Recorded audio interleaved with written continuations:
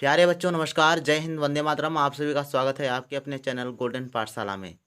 इस क्लास में हम लोग विज्ञान के महत्वपूर्ण टॉपिक्स पर चर्चा करने वाले हैं और ये टॉपिक्स से ये मान के चलिए आप कम से कम परीक्षा में 2 प्रश्न आपको देखने को मिल जाएंगे। तो इस क्लास में सभी लोग बने रहिए और अंत तक क्लास को जरूर देखिएगा। लास्ट में हम लोग कुछ वन लाइनर क्वेश्चन भी देखेंगे, तो उसको आप देख करके जाना है। ध्यान रखिएगा, इम्पोर्टेंट क्लास आपकी होने वाली है। एक बार सभी लोग वीडियो को एक बार शेयर कर दें और आइए शुरू करते हैं वीडियो को। जैसा कि आप लोग देख पा रहे हैं कि प्लास्टिक यहाँ पर लिखा हुआ है और प्लास्टिक का इधर जो है प्रकार हैं, ये सारे जो है प्लास्टिक के प्रकार हैं और किस प्लास्टिक से क्या बनाया जाता है, इससे संबंधित कई सवाल आपके बनते हैं। तो इसमें हम आपको बारी बारी से बताएंगे। देखो, इधर आपका उपयोग लिखा गया है, ये आपका प्रकार दिया गया है और ये प्लास्टिक के सभी प्रकार होते हैं। तो ध्यान रखिएगा। देखो, आपका दिया गया है पॉलीथीन, ये प्लास्टिक का एक प्रकार होता है पॉलीथीन। और पॉलीथीन से क्या बनता है? थैली, टूटने ना टूटने वाली बोतल, पाइप, बाल्टी आदि बनाए जाते हैं। ठीक है, तो पॉलीथीन से क्या बनाया जाता है? थैली, ना टूटने वाली बोतल और पाइप, ये सब आपके बनाए जाते हैं। सेम इसी प्रकार से एक्रिलिक, ये भी आपका प्लास्टिक का ही रूप है। तो एक्रिलिक के द्वारा कार एवं ट्रक की खिड़कियां बनाई जाती हैं। किसकी? कार एवं ट्रक की खिड़कियां। तो इससे आपको क्वेश्चन बना था और हर सेट में आपको यहाँ से एक क्वेश्चन जरूर मिल जाता है। तो ध्यान रखिएगा, ये आपको अच्छे से नोट कर लेना है, या आपके पास कक्षा 8 की अगर बुक है तो उसमें भी आपका ये दिया गया है। एक्रिलिक के बाद देखो पॉलीप्रोपिलीन आता है। तो पॉलीप्रोपिलीन, जिसको इंडस्ट्रियल या में पीपी कहते हैं। क्या कहते हैं? पीपी। तो पॉलीप्रोपिलीन, इससे आपके मजबूत रस्सी, रेसे, मजबूत पाइप बनाए जाते हैं। जो पीवीसी पाइप आता है वो इसी का बनता है। तो ध्यान रखिएगा, इम्पोर्टेंट चीज़ है, ये भी आपका पूछा जा चुका है। स्टायरोन, स्टायरोन या थर्माकोल, ये पूछा गया है कि थर्माकोल का दूसरा नाम क्या होता है। तो ये पूरा लेसन आपका जो मानव निर्मित वस्तुएं है कक्षा 8 में, ये पूरा इम्पोर्टेंट है। सारे क्वेश्चन जो भी आपके बनने वाले हैं इससे हम आपको दिखाएंगे। तो स्टायरोन का दूसरा नाम थर्माकोल होता है और इसका उपयोग होता है पैकिंग, संचायक सेल के केस बनाने और खिलौना बनाने में प्रयोग किया जाता है। तो ये आपको ध्यान रखना है। देखो, मेलामाइन, मेलामाइन प्लास्टिक का ही रूप होता है और इससे बर्तन बनाए जाते हैं। क्या बनाए जाते हैं? बर्तन बनाए जाते हैं। नेक्स्ट देखो, बैकेलाइट दिया गया है, सारे इसमें आपके इंक्लूड है। बैकेलाइट से क्या होता है? बिजली के प्लग बनाए जाते हैं या स्विच बनाए जाते हैं और कंघी, पेन, हत्था आदि बनाए जाते हैं। ठीक है। टेफ्लॉन, ये आपसे पूछा भी गया था। नॉन स्टिक बर्तन पर ऊष्मा प्रतिरोधी परत चढ़ाने में इसका उपयोग किया जाता था, है। ठीक है, हमने जो है अपनी पीडीएफ में इनको नहीं इंक्लूड किया था, तो ये थोड़ा सा आप जानकारी इससे ऐड कर सकते हैं अपने आप। यहाँ पर देखेंगे थोड़ा सा, कुछ बच्चे कमेंट कर रहे थे, हमने जो है कोबाल्ट डाइऑक्साइड बताया था, तो उसमें जो है कई बच्चों ने कमेंट किया है। तो ये आपका हमने देखो फोटो खींच करके आपको दिखाने का प्रयास किया है और यहाँ से आपके कई क्वेश्चन बनने वाले हैं। तो एक बार इसको अच्छे से ध्यान से पढ़िएगा। लिखा है कि धूप के चश्मे सूर्य की गर्मी से बचाने के लिए लगाए जाते हैं। सूर्य के जो धूप के जो चश्मे होते हैं वो आँखों को सूर्य की गर्मी से बचाने के लिए लगाए जाते हैं और इन चश्मों के कांच में थोड़ा सा सीरियम ऑक्साइड मिलाया जाता है। सीरियम ऑक्साइड मिलता है, ठीक, लेकिन कलर देने के लिए ध्यान रखना, जिससे वह स्थायी रूप से रंगीन हो जाता है। क्या होता है? रंगीन हो जाता है स्थायी रूप से। तो अगर ये क्वेश्चन पूछा जाएगा स्थायी रूप से रंगीन बनाने के लिए कौन सा पदार्थ मिलाते हैं, तो आपका सीरियम ऑक्साइड हो जाएगा। ठीक, ये आप ध्यान रखिएगा। धूप में चश्मे आँखों को राहत देते हैं, लेकिन धूप से छाया में आने पर साफ दिखाई नहीं देता, ये अनुपयोगी होते हैं। ठीक, इस कार्ड क्या होता है? ये अनुपयोगी हो जाते हैं। आजकल जो है फोटोक्रोमिक कांच के लेंसों का उपयोग किया जाने लगा है। इस कांच में सिल्वर आयोडाइड मिलाया जाता है, तो ये भी आपको ध्यान रखना है, सिल्वर आयोडाइड मिलाया जाता है। इसके अलावा धूप में सिल्वर आयोडाइड विघटित होकर सिल्वर यानी चांदी व आयोडाइड बनाता है। सिल्वर की यह परत चश्मे के गहरे लेंसों को गहरा रंग प्रदान करता है। छाया में सिल्वर था आयोडाइड पुनः संयोग कर सिल्वर आयोडाइड बना लेते हैं, जिससे लेंस पहले की तरह हल्के रंग के हो जाते हैं। ठीक है, तो इस प्रकार से ये आपका लिखा गया है। नीचे आपका बहुत ही इंपॉर्टेंट चीज़ दी गई है। क्या दी गई? देखो जरा, स्थायी रूप से रंगीन कांच बनाने के लिए कच्चे माल को भट्ठी में गर्म करने से पहले उसमें धात्विक ऑक्साइड मिलाए जाते हैं। क्या मिलाए जाते हैं? धात्विक ऑक्साइड मिलाए जाते हैं। जैसे कोबाल्ट ऑक्साइड से नीला रंग, ये हमने लिखा था कि नीला रंग, कांच का नीला रंग देने के लिए किस तत्व को मिलाया जाता है? तो कोबाल्ट ऑक्साइड को मिलाया जाता था। तो कई बच्चों ने फेरिक ऑक्साइड लगाया है, लेकिन फेरिक ऑक्साइड वहाँ पर नहीं होगा। फेरिक ऑक्साइड से हल्के नीले रंग का जो है कांच बनता है, ध्यान रखिएगा। फेरिक ऑक्साइड से हल्के नीले रंग का और कोबाल्ट ऑक्साइड से नीले रंग का बनता है। और क्रोमियम ऑक्साइड से बच्चों हल्के हरे रंग का जो है कांच बनता है। सीरियम ऑक्साइड था क्यूप्रस ऑक्साइड से पीले रंग का कांच बनता है, ध्यान रखिएगा। ये सारी चीज़ें जितने भी आपके क्वेश्चन यहाँ से बनने वाले हैं, एक क्वेश्चन आपका जरूर आएगा इससे। क्या आप कांच के बनी रंगीन वस्तुओं जैसे चूड़ियों को बनाने की विधि का अनुमान लगा सकते हैं? तो ये आपका लेसन बहुत इंपॉर्टेंट है और यहाँ से आपका एक क्वेश्चन बनेगा। नेक्स्ट पेज पर चलते हैं। इसमें आपका संयोजकता दी गई है। कक्षा 8 की पुस्तक में यही आपका देखो इंक्लूड किया गया है। ज़्यादा आपसे नहीं पूछेगा। अगर संयोजकता पूछ रहा है तो आपका हाइड्रोजन याद कर लेना। हाइड्रोजन का संकेत या प्रतीक होता है H और संयोजकता होती है 1। ठीक, संयोजकता मतलब है कि वो एक परमाणु से साझा करता है दूसरे से। तो ध्यान रखिएगा, कार्बन का जो प्रतीक होता है, जो संकेत होता है, C होता है और इसकी संयोजकता होती है 4। सोडियम का Na होता है और इसकी जो संयोजकता होती है 1 होती है। ध्यान रखिएगा, ये सारी चीज़ें आपको इंपॉर्टेंट है, अच्छे से पढ़ लेना है। एक बार रट लेंगे तो आप अच्छे से तैयारी कर पाएंगे। ऑक्सीजन O होता है और O का संयोजकता होती है 2। सेम प्रकार से देखो 3 में आपका नाम आप याद कर लेंगे सीरियल से, तो आपको यहाँ पे आसानी हो जाएगी। देखो हाइड्रोजन और सोडियम 1 और कार्बन का 4, ऑक्सीजन, मैग्नीशियम और कैल्शियम इनका आपका 2। तो ध्यान रखिएगा, ये इंपॉर्टेंट चीज़ें हैं, ये आपको संयोजकता इतनी याद कर लेना है। ज़्यादा कुछ नहीं है, बहुत शार्ट तरीके से आपको बताएंगे कैसे आपको तैयारी करना है। और ज़्यादा तैयारी नहीं, क्योंकि ज़्यादा तैयारी करोगे तो कुछ भूल जाओगे और अच्छे से आप तैयार भी नहीं कर पाओगे।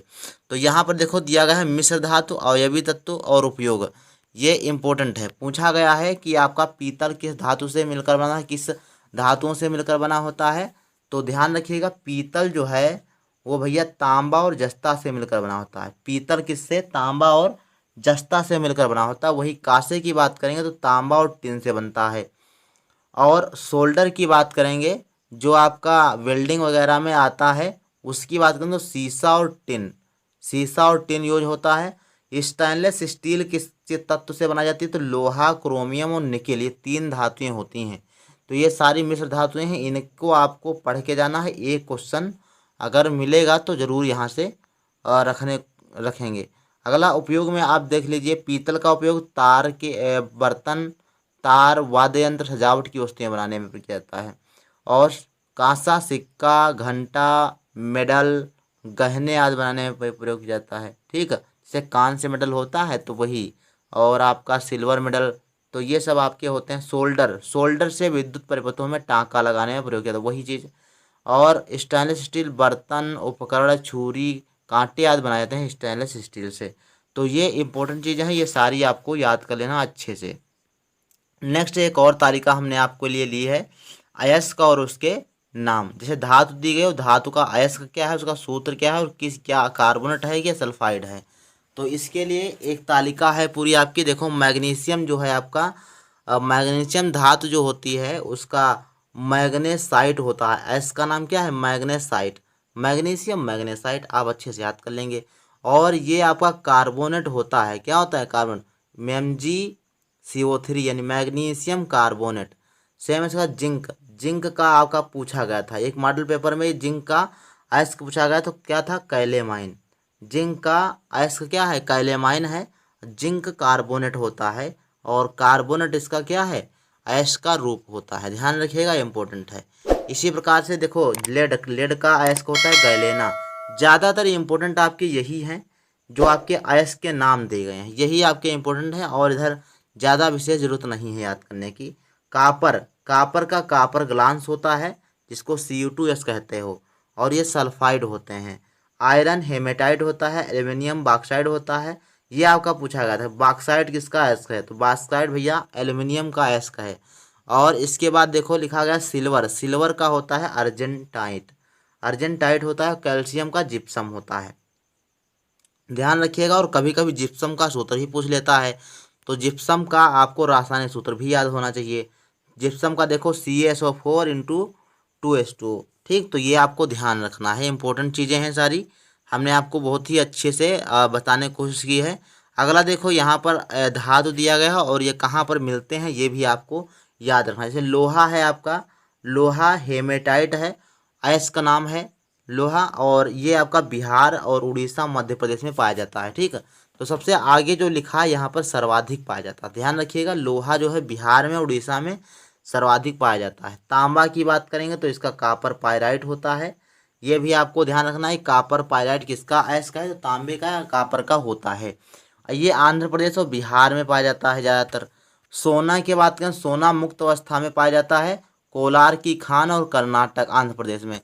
ये देखो इंपॉर्टेंट चीज़ है कि सोना और जो प्लेटिनम होता है वो आपका मुक्त अवस्था में पाया जाता है, ठीक। ये धातुएं दो मुक्त अवस्था में पाई जाती हैं, याद रखना इंपॉर्टेंट है। एल्युमिनियम का अयस्क होता है बॉक्साइट और ये मध्य प्रदेश, छत्तीसगढ़, बिहार, उड़ीसा से प्राप्त होता है। कैल्शियम की बात करें तो ये चूना पत्थर इसका क्या है, कैल्शियम का अयस्क क्या है, चूना पत्थर है, और ये सभी राज्यों में पाया जाता है। संगमरमर के रूप में यह राजस्थान मध्य प्रदेश में पाया जाता है। जो चूना पत्थर होता है उसी का रूपांतरित सेल होती है संगमरमर, ध्यान रखिएगा, इंपॉर्टेंट चीज़ है। नेक्स्ट देखो, अब यहाँ से हम पढ़ेंगे जो कुछ महत्वपूर्ण पॉइंट्स हैं वो आपको पढ़ना है। यहाँ से देखो हमने जो है ये 49 नंबर तक 50 नंबर तक करवा दिया था नेक्स्ट वीडियो में। अगर वो वीडियो आपने नहीं देखा है पहले वाला तो उससे प्लेलिस्ट में जाकर अच्छे से आप पढ़ सकते हैं, और वो आपको थंबनेल पर ऊपर दिखाई दे जाएगा कक्षा 8 विज्ञान जो है पार्ट 1 या भाग 1। तो वहाँ से आप वो पहला पार्ट है और दूसरा वाला पार्ट ये आपका दिया गया है। 51 नंबर देखो पॉइंट दिया गया, पदार्थ की मूलभूत इकाई क्या है, तो पदार्थ की मूलभूत इकाई है आपकी परमाणु। परमाणु से अणु बनता है और अणु से एक पूरा पदार्थ बन जाता है। और इसी प्रकार जो 52 नंबर पॉइंट है कि पदार्थ के सूक्ष्म अविभाज्य कण को परमाणु नाम किसने दिया था, तो डिमोक्रिटस एंड एपिक्यूरस। ये आपका जो आपका लेसन दिया गया है उसके फर्स्ट पेज पर ही लिखा है, तो ध्यान रखिएगा, इंपॉर्टेंट है, क्वेश्चन आपके यहीं से उठाते हैं सब लोग जो आपके एग्जामिनर होते हैं। 52 नंबर क्वेश्चन दिया गया। 53 नंबर, 52 के बाद 53 देखते हैं। तो पदार्थ या तत्व अनेक सूक्ष्म कणों से बना है जिसे क्या कहते हैं, जिसे परमाणु कहते हैं, ठीक है। पदार्थ तत्व के अनेक सूक्ष्म कणों से बना होता है जिसे क्या कहते हैं, परमाणु कहते हैं। परमाणु क्या है, किसी भी पदार्थ की सूक्ष्मतम इकाई होती है। नेक्स्ट प्रश्न देखो 54 नंबर, परमाणु में पाए जाने वाले कणों के नाम लिखिए। तो परमाणु के अंदर आपको इलेक्ट्रॉन मिल जाएगा, प्रोटॉन मिल जाएगा और न्यूट्रॉन मिल जाएगा। प्रोटॉन और न्यूट्रॉन जो होता है वो नाभिक में होता है। जैसे मान लो कि ये आपका कोई इलेक्ट्रॉन है, ये आपका परमाणु है, परमाणु में बीच में नाभिक होता है, और नाभिक में आपको मिल जाएगा प्रोटॉन और न्यूट्रॉन, दो तत्व मिल जाते हैं, और इलेक्ट्रॉन उसी कक्षा में होता है, ठीक है। इलेक्ट्रॉन क्या होता है, परमाणु की कक्षा में चक्कर लगाता रहता है नाभिक के। तो ध्यान रखिएगा, इलेक्ट्रॉन, प्रोटॉन, न्यूट्रॉन जो होता है वो आपका क्या होता है, परमाणु के सूक्ष्मतम कण होते हैं। आई बात समझ में। तो इसी प्रकार से आपको ध्यान रखना है कि इलेक्ट्रॉन पर ऋणावेश होता है, प्रोटॉन पर प्लस आवेश होता है, धनात्मक आवेश होता है, न्यूट्रॉन पर उदासीन होता है, ध्यान रखिएगा, इंपॉर्टेंट है, पूछा जाता है। 55 नंबर पॉइंट देखो दिया गया है कि इलेक्ट्रॉन पर आवेश कैसा होता है, तो इलेक्ट्रॉन पर ऋण आवेश होता है, ध्यान रखिएगा। अगला देखो पॉइंट चलते हैं, प्रोटॉन पर आवेश कैसा होता है, तो प्रोटॉन पर धन आवेश होता है। इसी प्रकार पर न्यूट्रॉन पर आवेश कैसा होता है, तो न्यूट्रॉन पर कोई आवेश नहीं होता, ध्यान रखिएगा। 58 नंबर देखो दिया गया है कि इलेक्ट्रॉन की खोज किसने की थी, तो जे थॉमसन ने। इलेक्ट्रॉन की खोज जे थॉमसन ने की थी। 59 नंबर, प्रोटॉन की खोज किसने की थी, तो गोल्डस्टीन ने। प्रोटॉन की खोज किसने की थी, गोल्डस्टीन ने, और जे थॉमसन ने इलेक्ट्रॉन की खोज की थी। न्यूट्रॉन की खोज चैडविक ने की थी। हमने आपको ये सूत्र भी बताया था कि याद रखना, ईंट पर नाच, उससे आप भी याद कर सकते हो। प्रोटॉन की खोज भैया रदरफोर्ड ने की थी। किसने, रदरफोर्ड ने प्रोटॉन की खोज की थी। 62 नंबर देखो दिया गया है कि परमाणु का संपूर्ण धन आवेश केंद्र में उपस्थित होता है जिसे कहते हैं नाभिक। यानी परमाणु का संपूर्ण धन आवेश उसके केंद्र में, उसके नाभिक में उपस्थित होता है, ठीक है। तो उसके केंद्र में उपस्थित होता है जिसे नाभिक कहा जाता है, ठीक है। तो ये भी आपका बना करके क्वेश्चन पूछा जा सकता है, ठीक है। तो इम्पोर्टेंट है। 63 नंबर देखो, प्रोटॉन तथा न्यूट्रॉन की संख्या का योग उस परमाणु का क्या कहलाता है? उस परमाणु का द्रव्यमान संख्या कहलाता है। अगर प्रोटॉन और न्यूट्रॉन दोनों को जोड़ देते हैं तो क्या हो जाता है? परमाणु का द्रव्यमान कहलाता है। ठीक, ध्यान रखिएगा, इंपॉर्टेंट है। 64 नंबर पॉइंट देखो दिया गया है कि किसी परमाणु की संयोग करने की क्षमता जो होती है वो संयोजन क्षमता को क्या कहते हैं? संयोजकता कहते हैं। किसी परमाणु की संयोग करने की क्षमता या योग्यता को क्या कहते हैं? संयोजकता कहते हैं। हमने आपको कई बार ये जो है पीछे तालिका में आपको दिखाया कि संयोजकता आपकी किसकी कितनी होती है। जैसे आपका हाइड्रोजन का 1 होगा, सोडियम का 1 संयोजकता होती है, ठीक, और ऑक्सीजन की 2 होती है। तो इस प्रकार से हमने आपको बताया और ये आपकी पूछी भी जाती है। पिछली बार एक क्वेश्चन पूछा गया था H2 यानी जल में हाइड्रोजन की संयोजकता कितनी है? तो जल में आपका H होता है और H की संयोजकता कितनी होती है? 1 होती है। और वो अगर जो पूछेगा तो O की संयोजकता कितनी हो जाएगी? 2 हो जाएगी। तो इसमें आपको इस वाले चार्ट से अच्छे से याद कर लेना है कौन सी तत्व की कितनी संयोजकता होती है। ठीक, तो ये आपका देखो दिया गया, अच्छे से आप याद कर लेंगे तो आसानी से आपको याद हो जाएगा। हाइड्रोजन सोडियम 1 कार्बन आपका 4, ऑक्सीजन मैग्नीशियम कैल्शियम 2 ठीक, तो ये आपको ध्यान रखना है, पूछा जा सकता है।